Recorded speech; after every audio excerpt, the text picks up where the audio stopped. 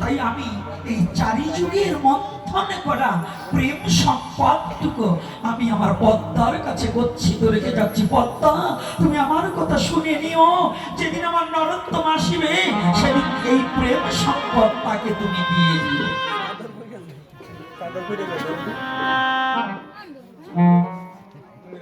পৃথিবীতে যত মাটি আছে, পৃথিবীতে যত মাটি আছে, যত রাজ্য আছে, তার মধ্যে শ্রেষ্ঠ রাজ্য হচ্ছে ভারত ভূমি। এই বাংলাদেশে কিন্তু এক সময় ভারত ভূমির আওতাভুক্ত ছিল, তাই তো নাকি ইতিহাস কি বলছে? আচ্ছা, এই ভারতের মধ্যে যত মাটি আছে তার মধ্যে বঙ্গজননী মানে বাংলার মাটি শ্রেষ্ঠ। এর কারণে কি জানেন? এখানে শুধু প্রেমের অবতার। বাবা, আপনারা এখন কিন্তু আমি কার্তিক বাবাকেও বলবো, এখানে কিন্তু কথা চলবে।